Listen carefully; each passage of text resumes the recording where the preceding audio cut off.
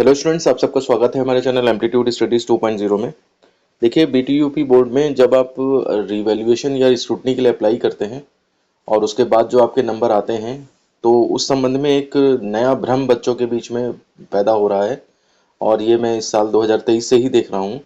और कई बच्चों ने मुझसे फ़ोन करके और कॉल करके या फिर व्हाट्सएप पे ये पूछा है कि रीचेक से पहले और बाद के नंबर जुड़ जाते हैं क्या।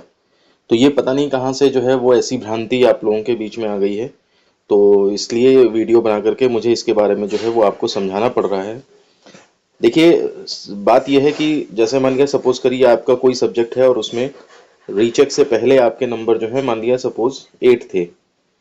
और अब आपने जब रिवोल्यूशन का फॉर्म अप्लाई किया या स्टूडेंट का फॉर्म अप्लाई किया और इसमें मान लिया सपोज आपके 11 नंबर हो गए। तो अब सिचुएशन ये बनती है कि कुछ बच्चे, अब चूंकि बच्चा जो है वो परेशान है, तो उसके दिमाग में ये बात आ सकती है कि अगर ये 11 और 8 मेरे जुड़ जाएं 19 तो मैं पास हो जाऊं, 17 से ऊपर हो जाएंगे नंबर, ये मैं पास हो जाऊं। तो वो इसलिए ऐसा चीज़ ये चल निकली है। लेकिन मैं आपको साफ साफ बता दूं कि इसका सीधा मतलब ये है कि आपके नंबर पहले 8 थे और 11 अब हैं। यानी कि उस 8 में 3 का इंक्रीमेंट हो गया है। कुछ बढ़ भी सकते हैं, हो सकता है किसी के कम भी हो जाएं, किसी के उतने ही रहें, वो मैटर अलग है। लेकिन ऐसा कभी भी नहीं होता कि आपके पुराने नंबरों में नए नंबर जोड़ दिए जाएंगे। ये ऐसा नहीं है नंबर। ये ऐसा नहीं है कि आपकी आधी कॉपी पहले चेक हुई थी और आधी अब चेक हुई तो उसमें 8 है इसमें 11 है और ये दोनों जोड़ दिए गए। ऐसा कतई नहीं होगा। तो फिर से मैं थोड़ा सा साफ सुथरा करके लिख देता हूँ कि अगर आपके पहले 8 नंबर थे और बाद में आपके 11 हुए हैं, तो अब इस हिसाब से आपको फायदा कुछ नहीं मिलेगा, क्योंकि आप पहले भी फेल थे, अभी भी फेल हैं, और चूंकि 12 नहीं हुए इसलिए आप ग्रेस की कैटेगरी में भी नहीं आ पाए। तो इसलिए ये रिवोल्यूशन भरना एक तरह से आपके लिए फायदेमंद नहीं रहा। तो आपकी जो नई मार्कशीट आएगी, उस नई मार्कशीट में जहां पे 8 लिखा था वहां पे 11 लिख के आ जाएगा, बस इतना फर्क पड़ेगा।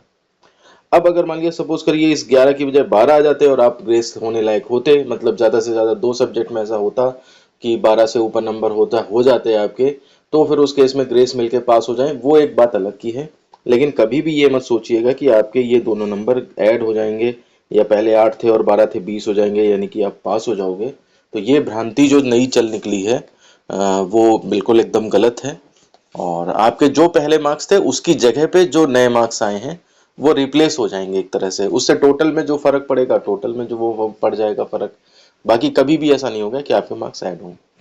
तो मुझे लगता है कि आपकी बातों का समाधान मिल गया होगा। तो ऐसी कोई भ्रांति अगर दिमाग में आ रही है तो उसे तुरंत से तुरंत निकाल दें। और इस पे भी अगर कोई डाउट है तो आप कमेंट्स में पूछ सकते हैं।